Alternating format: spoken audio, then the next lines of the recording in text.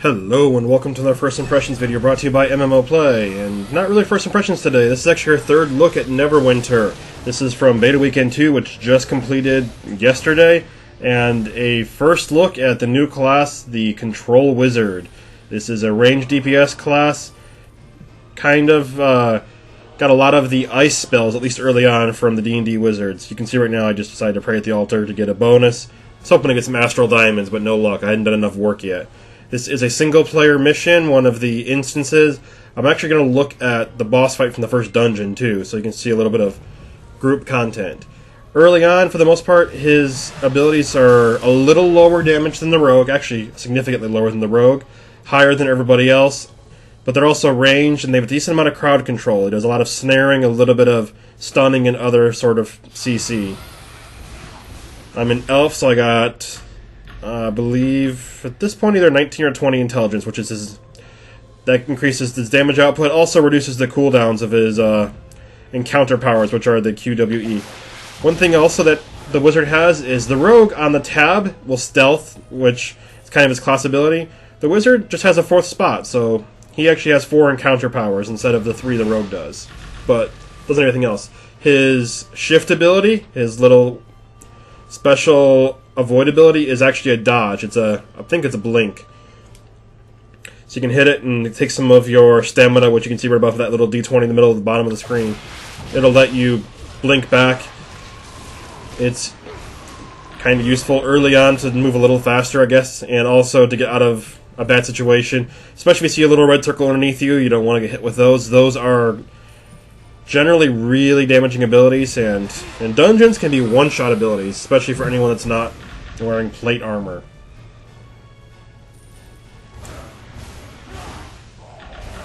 My spam left click is Magic Missile, which just hits him once. If I hit him 3 times in a row, though, the third hit is pretty good. It hits him 2 or 3 times. So it'll basically, every 3 times I cast it, it hits him 4 or 5 times, really. So it's probably my main damage dealer. Right click.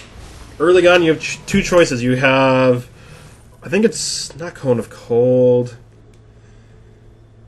It's a beam that snares, and when they get hit 6 times by it, they'll actually get stunned and frozen temporarily. The other one is every 3 times it hits them, it'll actually do an AoE. So that one's probably better for groups if you're just doing AoE damage. The other one, if you're fighting a harder fight and you kind of want to help out with the tanking a little bit. Although a lot of bosses will ignore that.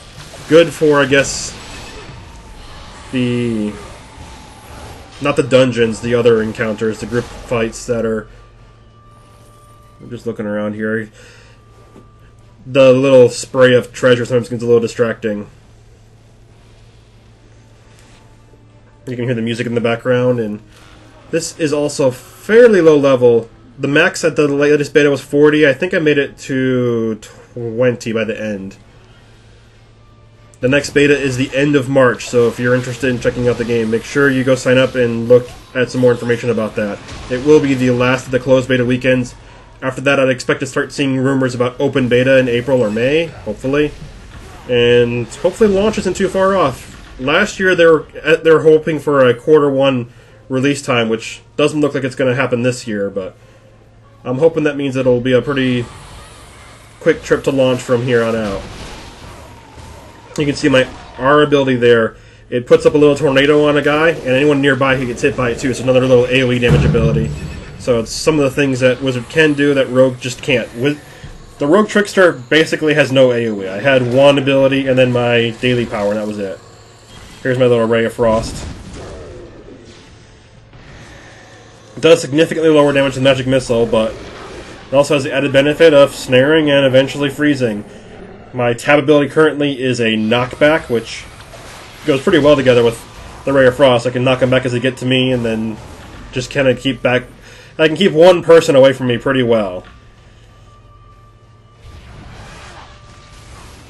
You can see there's my Q ability. It's fairly short cooldown, especially with high intelligence, and it pretty much is just a single target BAM ability. It hits really hard.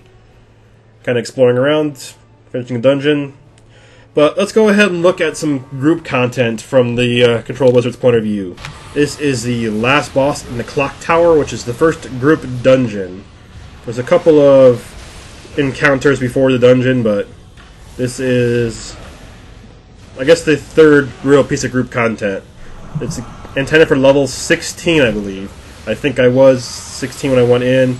Most of the group is about the same level, too. I've noticed you can go in and be okay up to like 3 levels below. I remember the level 25 dungeon, the first beta I went in at 21. My damage was terrible, terrible, terrible. I went back at 22, perfect. So it seems like there is some sort of scaling, or it could just be the fact that I have better abilities at that point. And you gotta watch out for the little Pac-Man symbols. Yeah, just the little red symbols. It's kind of a cone area effect in front of them.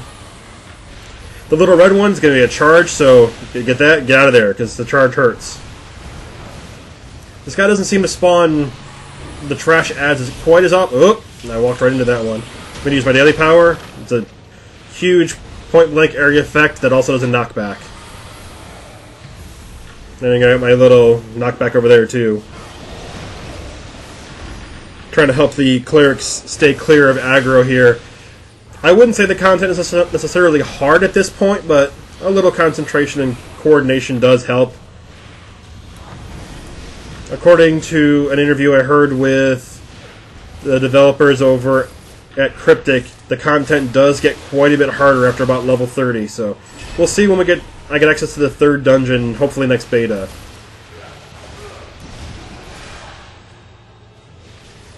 Just dealing with the trash mobs. Mostly I'm trying to focus my big attacks on him and then crowd controlling the little guys as they come out. See, they do have the scrolling combat text, so you can get plenty of little numbers if you want to see it. There also is a damage meter. You hit X, you can pop that up at any time. Has all kinds of statistics for anyone that's interested in just learning about the data of their character. I have been focusing a lot on using my daily power more often. My first 5 feat points went into increasing how much resource I gain towards that, so it does help. It's not quite as fast as how I was getting it with the Rogue. I think the Rogue actually gains it quite a bit faster. But at the same time, my daily power, I would probably argue, is quite a bit better. Looks like we got some sort of really good ability here. I'm guessing this is probably the Priest's daily. Looks like it's a giant healing over time. So probably some sort of healing well. Whoa, get out of the circle. That's my blink ability. It keeps me out of there. You can either double click or you can hold shift and move. So I can double tap move, which is a little slower, or I can be moving and hit shift. There we go. Damage meter. You can see, like I said, Rogue, significantly higher damage, but Wizard seems to be pretty good too. If you like the content, stay tuned to more from MMO Play. If you like what you see about Neverwinter, go check it out. The next beta weekend's available the end of March, and after that, hopefully we'll hear some more about launch coming soon. It's going to be a free-to-play, so stay tuned, and looking forward to seeing some more of this game. Thanks for watching, and let's see what I got for loot. Nice.